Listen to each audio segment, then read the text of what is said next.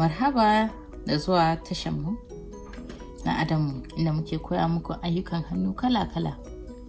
Wannan sashen muna so mu ci gaba da ajinmu na koyon sabulu. Sabulun wanka na mutum banda sabulun wanke-wanke. Kamar da yadda aka saba, sunana dai Yawakta ce. Mun riga mun koyi yadda ake haɗa sabulu, yadda ake saka ƙanshi a sabulu. Yanzu muna so mu koyi yadda za a ƙara wa sabulu ado, wato ta hanyar ƙara mishi kala. Muna ta ganin sabulai kala-kala wanda suke da kala, waɗansu suna ma da ado daban banda kala ɗaya, an sa musu yawanci kala fiye da ɗaya. Yau za mu fara ajinmu da ganin ire-iren kalolin da ake da shi da za a iya amfani da shi a sabulu. Domin akwai kaloli kala-kala da za a iya tunanin za a iya saka a sabulu, amma ba duk kowane kala ne aka gani ba zai iya amfana a cikin sabulu.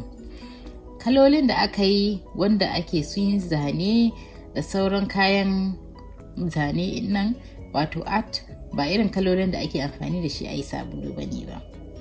Ko kuma kalolin da ake sakawa a sabulun wanke-wanke da su wanki nan, wato multipurpose detergent, ba irin shi bane ake amfani da shi a sabulun da za a yi wanka da shi.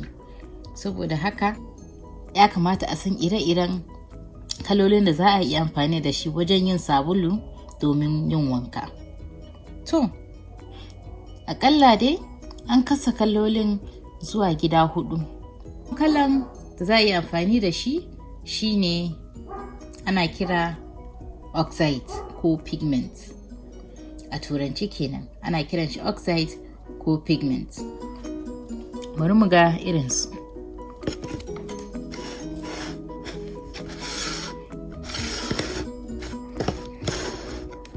Kashin farko ana kiransu oxide ko pigment.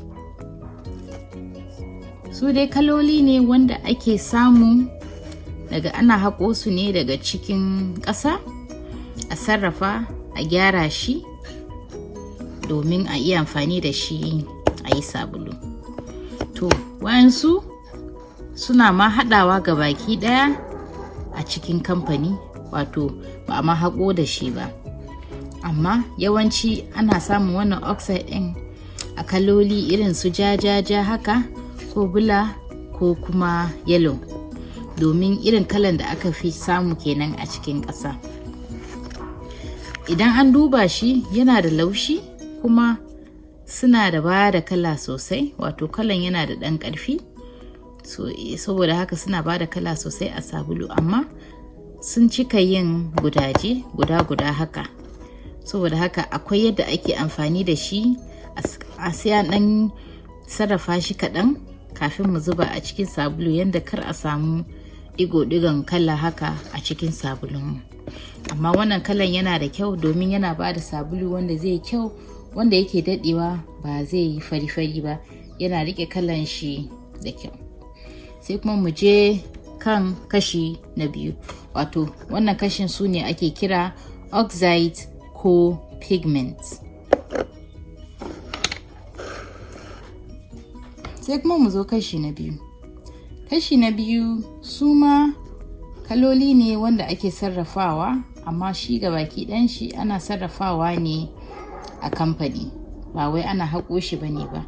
Sai dai ana neman kaloli ne da suke kama da kalan shi wanda ake samu daga doron ƙasa, amma saboda shi ana haɗa daga kamfani ne, za a samu kaloli kala-kala da yawa a cikinsu.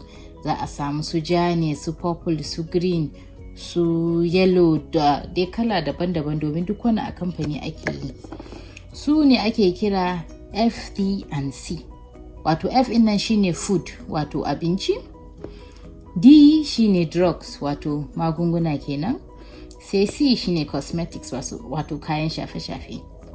Shi abinda wannan ke nufi kenan, wannan kaloli ne wanda hukumar da ke lura da yadda ake sarrafa abinci, magunguna da kayan shafe-shafe suka ba da tsari yadda ya kamata a haɗa irin kalolin nan. To saboda haka sai aka ba su suna FD&C. Saboda haka ayin kalolin nan ne kala-kala, kowane fannin kamfani. Idan kamfani ne mai sarrafa kayan abinci, akwai yadda suke yin kalolin domin ya dace da abinci.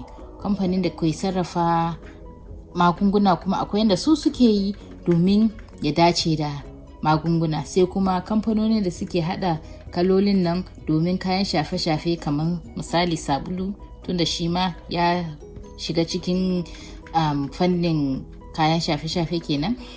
Akwai yadda suke bi su biya da shi. Saboda haka kayan sabulu da kayan man shafawa, duk kalolin da ake gani, abubuwan nan da aka sa kala, to su ne kalolin. Saboda haka dole ku duba wanda ya dace da sabulu.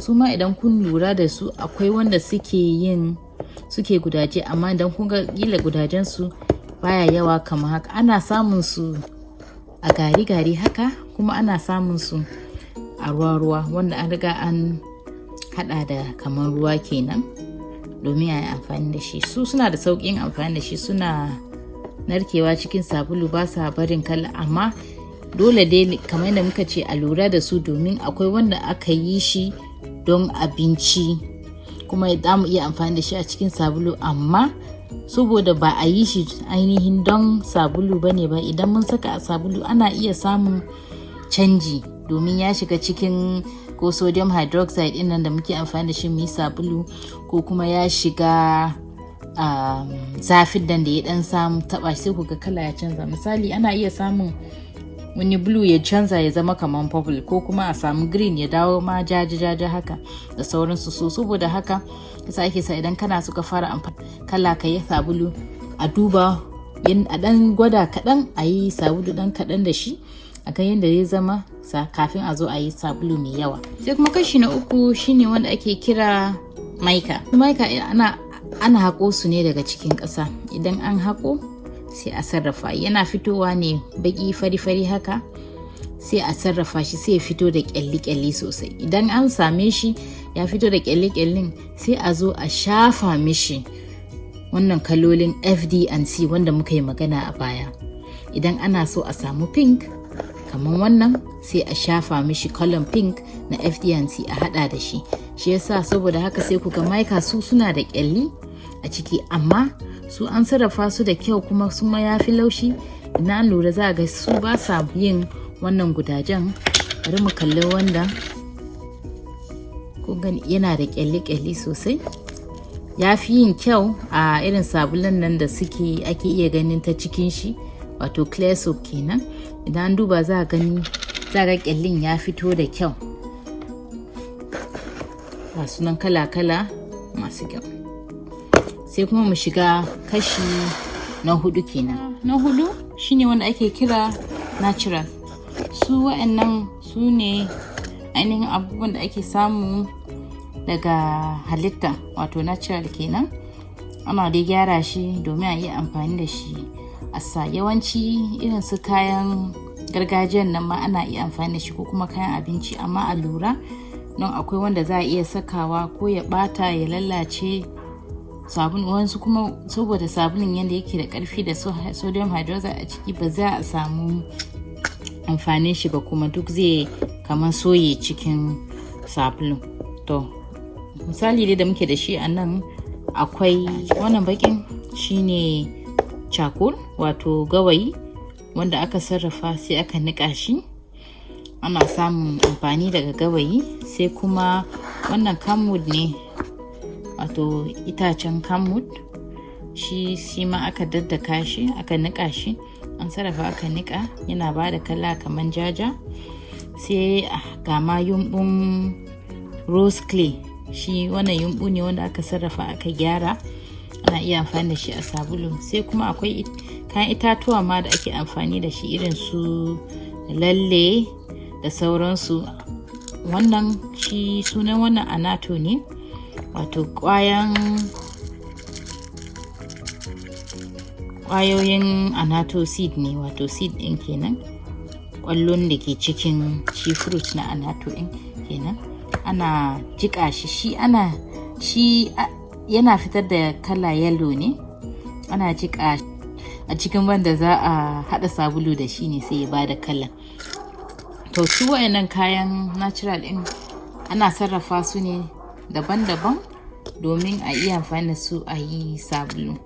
To yanzu mun ga duka kala 4. Mai maganan su natural kamar su clay da su charcoal.